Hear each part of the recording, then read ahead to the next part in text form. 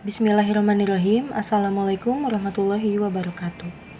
Pada kesempatan kali ini, kelompok 3 dengan anggota saya sendiri, Caltalia Purwanto dengan NIM 0302230004 dan juga rekan saya, Mutiara Zia Salsabila dengan NIM 0302230011 akan mempresentasikan studi kasus tentang pertumbuhan ekonomi Indonesia terkini dan kaitannya dengan kesejahteraan masyarakat. Sebelumnya saya ucapkan terima kasih kepada dosen pengampu pada mata kuliah Ekonomi Internasional yaitu Ibu Afifah Nur Hanifah SEMSAK. Tanpa berlama-lama lagi, mari kita lanjut ke pematerian yang pertama. Baik, di sini ada pertumbuhan ekonomi. Pertumbuhan ekonomi ini adalah sebuah proses dari perubahan kondisi perekonomian yang terjadi di suatu negara secara berkesinambungan untuk menuju keadaan yang dinilai lebih baik selama jangka waktu tertentu. Di sini ada kondisi pertumbuhan ekonomi Indonesia, yaitu yang pertama dari proyeksi pertumbuhan pada tahun 2025 bahwa lembaga seperti S&P Global Ratings memperkirakan pertumbuhan ekonomi Indonesia ini di tahun 2025 hanya mencapai 4,6%. Ini mencerminkan adanya perlambatan akibat tekanan eksternal seperti kenaikan tarif Amerika Serikat dan pelemahan ekonomi Tiongkok.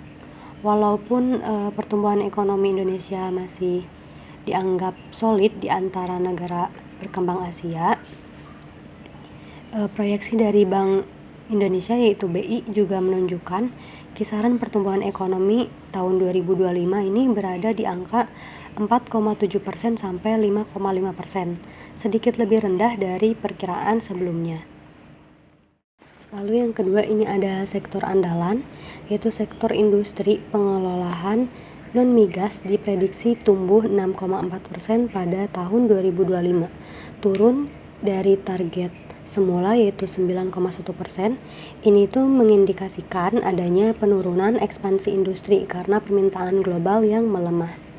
Dari sisi ekspor, Indonesia ini menghadapi kontraksi, namun ekspor jasa termasuk sektor pariwisata mengalami pertumbuhan karena meningkatnya kunjungan wisata mancanegara. Hal ini membawa harapan baru untuk diversifikasi sumber pertumbuhan ekonomi. Lalu yang ketiga ini ada fokus pada permintaan domestik, bahwa di tengah tekanan global, permintaan domestik ini menjadi pilar utama pertumbuhan ekonomi.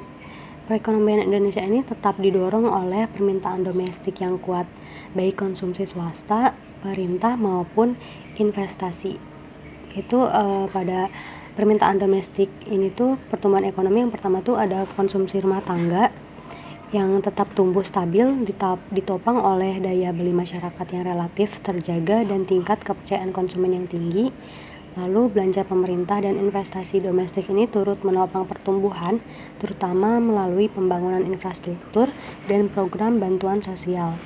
Hal ini tuh menunjukkan bahwa kekuatan ekonomi Indonesia masih bertumpu pada pasar domestik, terutama konsumsi masyarakat yang berkontribusi lebih dari 50% terhadap PDB.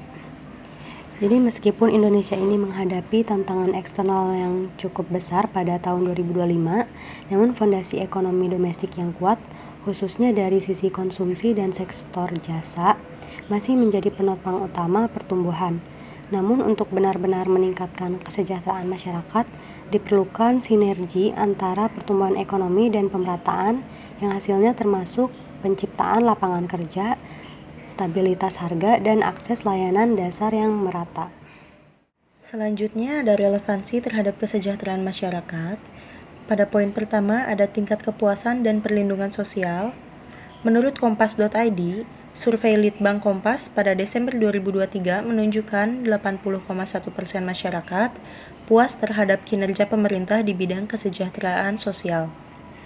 Hal ini merupakan tingkat kepuasan tertinggi selama pemerintahan Joko Widodo pada periode kedua, yang didorong oleh peningkatan akses perlindungan sosial seperti bantuan tunai langsung atau BLT untuk mengatasi dampak ekonomi El Nino dan kenaikan harga kebutuhan pokok. Yang kedua ada tantangan struktural.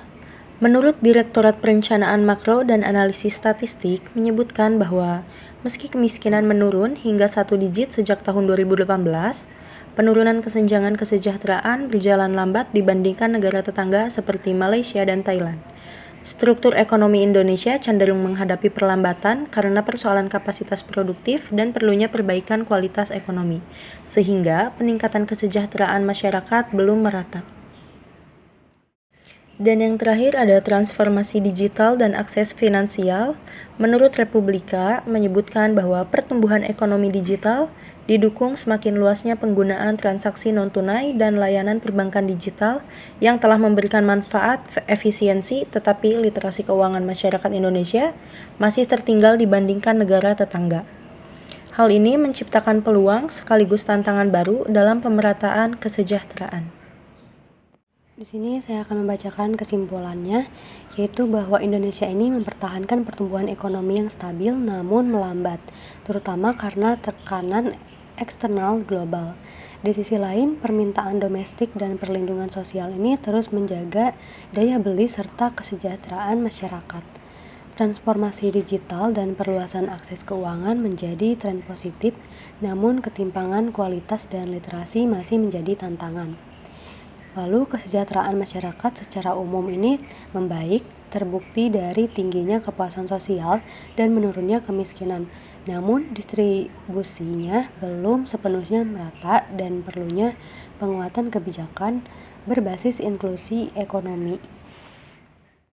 Pada studi kasus ini menyoroti perlunya strategi jangka panjang, inovasi kebijakan, serta investasi pada penguatan struktur produktif dan perlindungan sosial agar manfaat pertumbuhan ekonomi bisa semakin merata dan berkelanjutan di seluruh Indonesia.